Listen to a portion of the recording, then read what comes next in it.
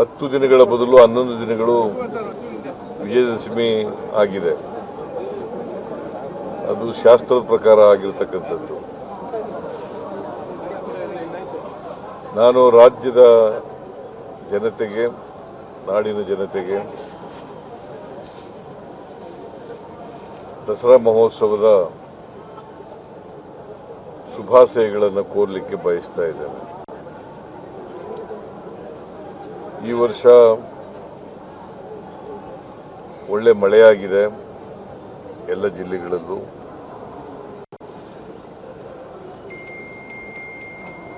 ಎಲ್ಲ ಜಲಾಶಯಗಳು ಬಿದ್ದಾವೆ.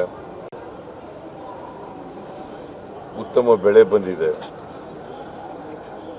ಆದರೆ ಉತ್ತರ ಕರ್ನಾಟಕದ ಕೆಲವು ಜಿಲ್ಲೆಗಳಲ್ಲಿ ಮಾತ್ರ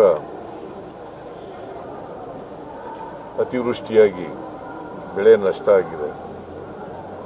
ಸುಮಾರು 10 ಲಕ್ಷ ಹೆಕ್ಟೇರ್ನಷ್ಟು ಬೆಳೆ ನಷ್ಟ ಆಗಿದೆ. ಅವರಿಗೆಲ್ಲರಿಗೂ ಕೂಡ ಬೆಳೆ ಪರಿಹಾರ ಕೊಡ್ತೀವಿ ಅಂತೇಳಿ ಈಗಾಗಲೇ ನಾನು ವೈಮಾನಿಕ ಸಮೀಕ್ಷೆ ಮಾಡಿದ ಸಂದರ್ಭದಲ್ಲಿ ಕಲಬುರಗಿನಲ್ಲಿ ಪ್ರಸ್ತಾಪ ಮಾಡಿದ್ದೇನೆ. ಸರ್ಕಾರದಿಂದ ಮತ್ತು NDRF ಫಂಡ್ನಿಂದ ಖುಷ್ಕಿ ಜಮೀನಿಗೆ 17,000 ರೂಪಾಯಿ,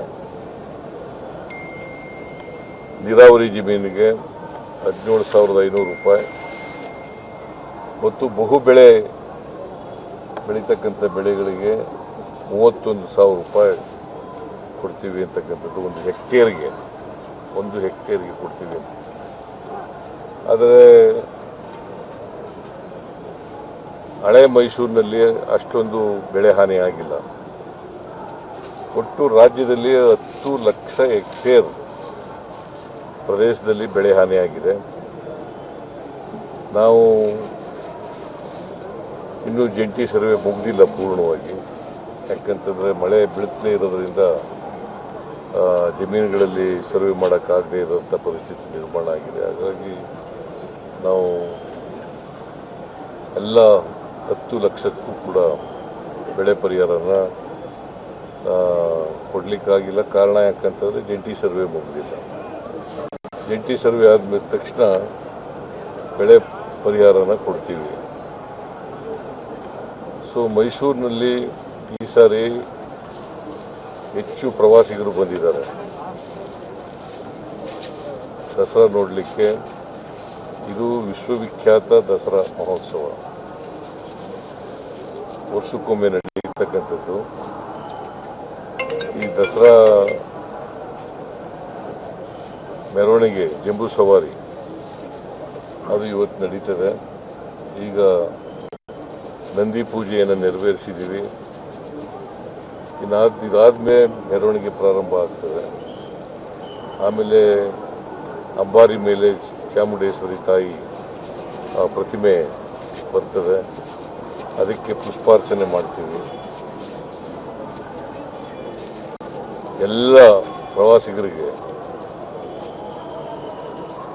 ನಾನು ಸರ್ಕಾರದ ಪರವಾಗಿ, ನನ್ನ ವೈಯಕ್ತಿಕವಾಗಿ ಹೃತ್ಪೂರ್ವಕವಾದಂಥ ಸ್ವಾಗತವನ್ನು ಕೋರ್ತಾ ಇದ್ದೇನೆ.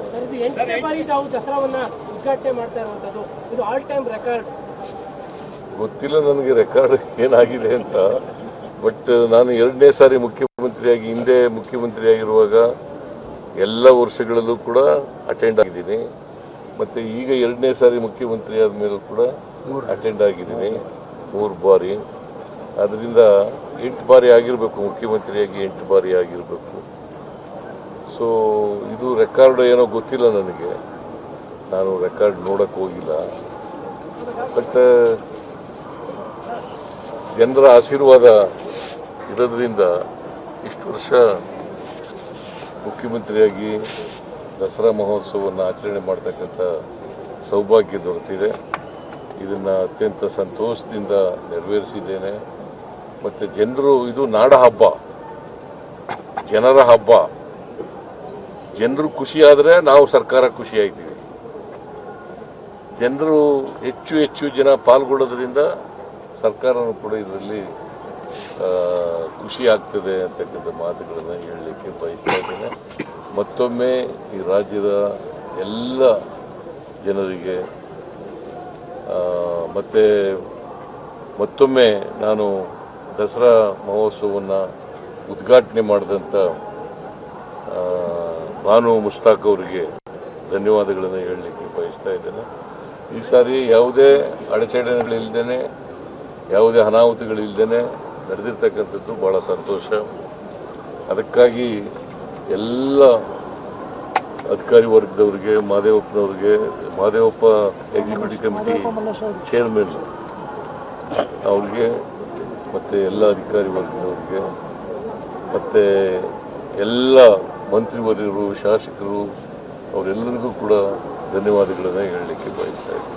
ಅತಿ ಹೆಚ್ಚಿನ ಪ್ರವಾಸಿಗರು ಬಂದಿದ್ದಾರೆ, ಹ್ಯಾಪಿಯಾಗಿದ್ದಾರೆ, ಖುಷಿಯಾಗಿದೆಯಾ?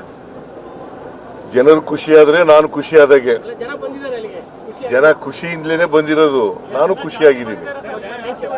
Thank you.